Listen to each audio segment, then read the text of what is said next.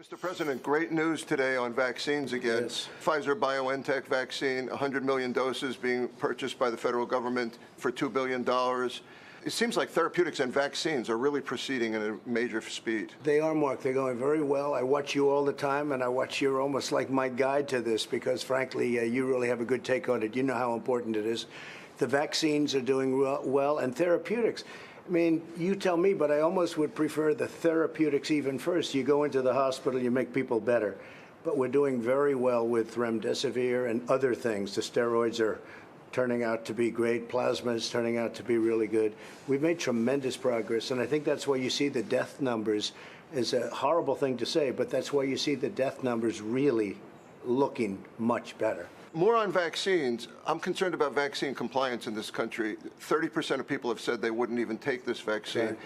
As commander-in-chief and leader of the free world, would you consider being one of the first to take this vaccine to send a message to the American public? Well, you know the way it works. If I'm the first one, they'll say, he's so selfish, he wanted to get the vaccine first. And then other people would say, hey, that's a very brave thing to do. I would absolutely, if they wanted me to, if they thought it was right, I'd take it first or I'd take it last, Mark. You do know that if I take it first, I'll be, either way I lose on that one, right? If I take it first, and if I don't take it, they'll say he doesn't believe in the program. But whatever I think is best, whatever we all agree is best, I would certainly do that. I'll make you a deal. I'll take it, and then We'll take it together, That's okay? right. Good. Talk to me about lockdowns. I'm, as you know, very disturbed about you probably more than me, disturbed about the economic, mental, physical, medical costs of lockdowns. And Democratic governors are again talking about lockdowns. What's your view? You know, you can almost see it on television. I've watched some of these guys. I watched, well, I won't say it because it's not somebody I have a lot of liking or respect for, but a certain comedian that's been locked in his house for a long period of time. And he's like withered away. He's lost the whole deal. He's lost the wit. He's lost so much. I almost would like to use him as an example, but you can use more than just him. It's hurting people. These lockdowns are hurting people. We did the right thing, Mark. I don't know if you agree, but I think you do. We closed it down. We understood the disease. We didn't know anything about this. This came in. This was new. We understood the disease. We banned China from coming in, which was a big move. In fact, Dr. Fauci actually said that I saved tens of thousands of lives. And if you remember, I was the only one that wanted to do it. Nobody. We had an office of 21 people. Everyone said no, but I said, you got to do it because you could see the infection in China. Then we banned Europe from coming in, which was good with Italy and all the problems. But we did it right. We closed it up, and now we're opening. And we've learned, for instance, we've learned that the elderly, especially, obviously, you can say this better than anybody, the elderly who have diabetes or have heart problems, have a problem, they're really susceptible. And, you know, when people like to compare it to the flu, it's interesting because I see the flu numbers and they're very bad. But when I look at flu numbers and I never lost anybody to the flu. I never had somebody, over my life, I've heard many people had the flu. They had the flu. How you doing? I have the flu. Nobody died. I never remember anybody saying, like, you know, he had the flu, he died. I've lost 5 people, probably 6, actually, as of this moment, I think, pretty soon. But I've lost 5 friends that went in. One of them tested, great guy, Stanley Shearer, one of the top real estate people in New York, very successful man, good man too. Never into politics until I ran. He became like a political wild man. He loved it. But a great guy with great spirit. He said, I tested positive. And I said, well, that's too bad, but you'll be okay. Oh, I'll be okay. He went to the hospital. 2 days later, he's in a coma. I say, how's Stanley doing? He's in a coma. And 2 days later, he died. And, you know, that's happened on numerous occasions. Probably happened to you with people, too. I never remember anything like that. It didn't. I mean, I never remember this happening with the flu. So this is a very serious thing. But we've learned people, Stanley was an older guy. He perhaps could have lost a couple of pounds. Actually, I always thought of him as healthy. But other people that are healthy, the age is such a big factor. When you look in New Jersey, I happen to like, he's liberal, but I get along with him very well. You're governor of New Jersey, right? Governor Murphy. He said they had, with the thousands of deaths, they had 1 death under the age of 18. And I believe that young person had diabetes. But 1 death out of thousands of people, 1 death. And that's an amazing statistic. So we wouldn't have known that at the beginning. In all fairness, you didn't know the elderly would be so badly hurt. So we're really taking care of the elderly population right now at a level that has never happened before. Are we going to beat this virus? We're going to beat it. Yeah, we're going to beat it. And with time, you're going to beat it. Time, you know, I say it's going to disappear. And they say, oh, that's terrible. You say, well, it's true. I mean, it's going to disappear. Before it disappears, I think we can knock it out before it disappears. That's what I want. And if I had my choice of vaccines or therapeutics, give me therapeutics every time, because I'd love to walk into a hospital and give everybody something and they start walking out in 2 days. That's what I'd like. Vaccine is very good longer term, but give me therapeutics, and we're doing really good work therapeutically. Presidential health, or health of a candidate, is going to be on the table, of course, as it always is. And I've been someone always asking for that. I've seen a lot about your health, being in good health. What do you think should come out or be the attention regarding Vice President Biden? Well, I think we have to be in good health. I'll tell you what, this is a very important job, to put it mildly. There's nothing like it. And I will also say, and I think I've had to work harder than others because I've been attacked from fronts that nobody ever got attacked on, you know, with fake investigations, fake Russia, Ukraine. I mean, nobody's gone through, and yet I've done more than any president in the first 3 years in history. There's no president that's done what we've done with rebuilding the military, the judges. We'll be up to almost 300 judges, including 2 great Supreme Court judges, at the end of this term. So it's really something that's been great, but you need stamina, you need physical health, and you need mental health. And because you have so much fake news, every once in a while you'd say, first they'd say, he wants to take over the world, he's going to take over the world, he's a dictator. The next day they'll say, he's crazy. The next day they'll say, oh, he's incompetent. The next day they'll say something. So the last time I was at the hospital, probably a year ago, a little less than a year ago, I asked the doctor, I said, is there some kind of a cognitive test that I could take?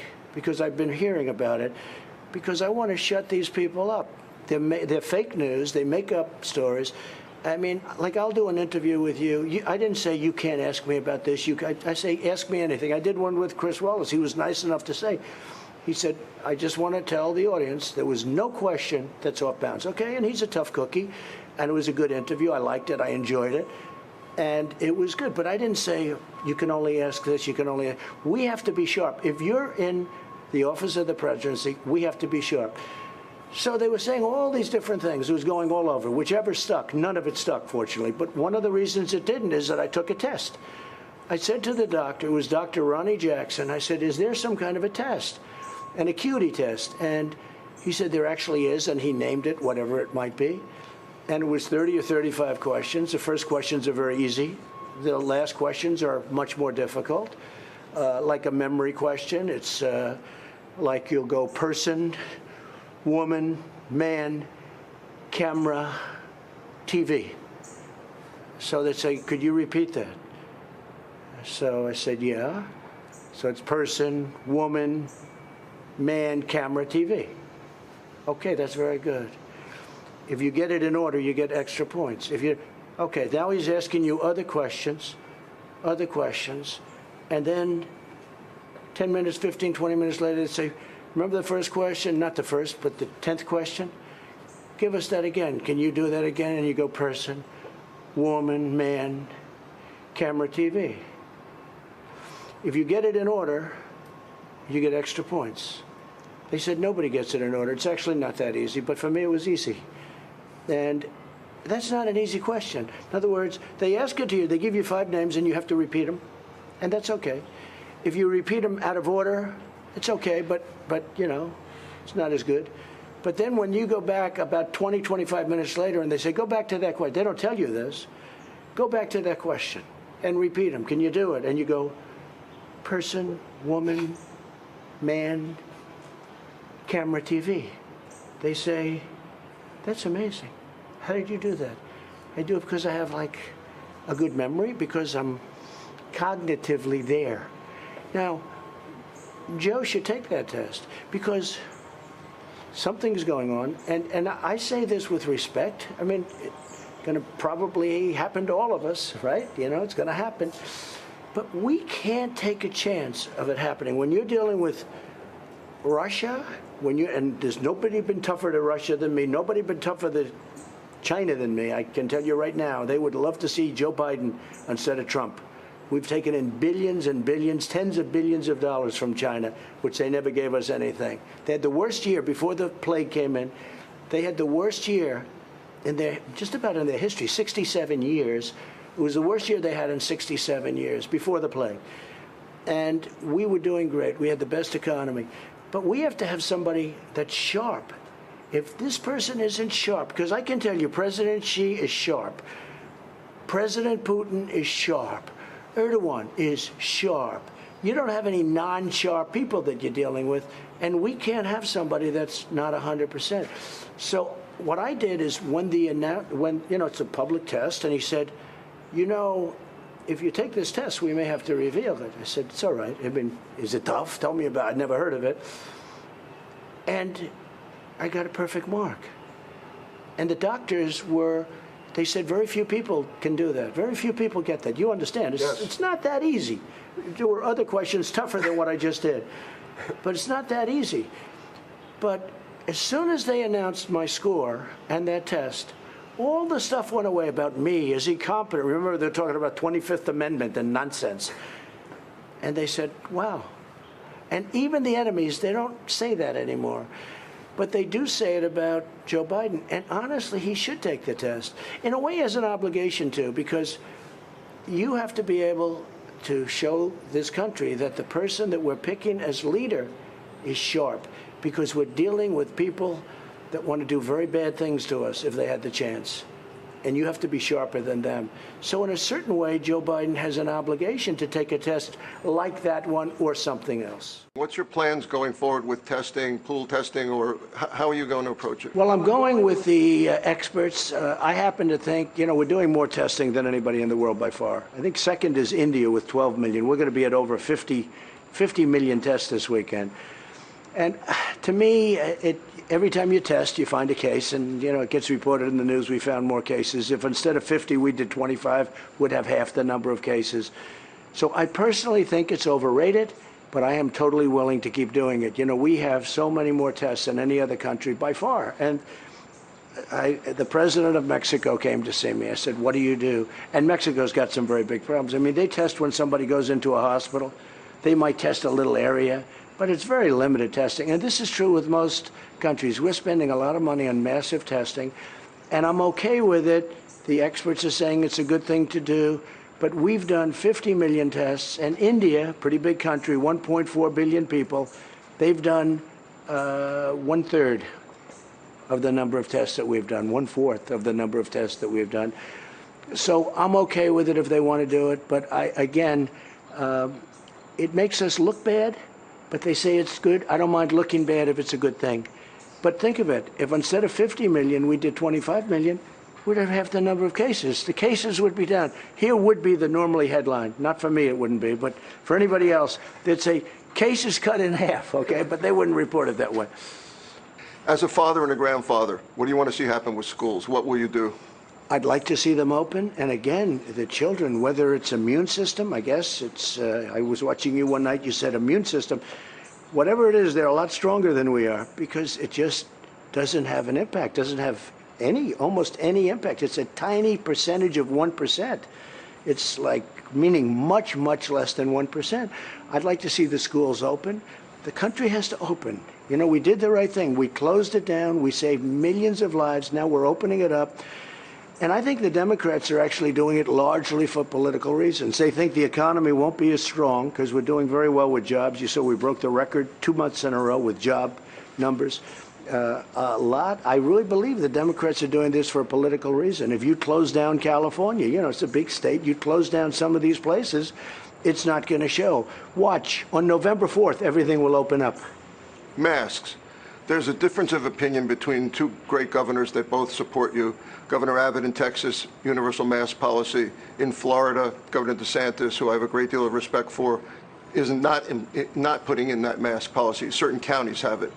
Is there a role you will play in talking to the governors about masks? I'm not talking about a universal mask. On the masks, my attitude is that when I was at the hospital, I felt very comfortable wearing the mask. I was seeing young people that were hurt very badly in military situations. And I felt for them, not for me, I felt for them my wearing a mask was a good thing. I felt extremely comfortable. I don't feel comfortable in other settings. When I'm all by myself on a stage and everybody's way far away, I don't think it's something that you have to do or should do. But everyone around me is tested, so I'm not the perfect person to talk about it.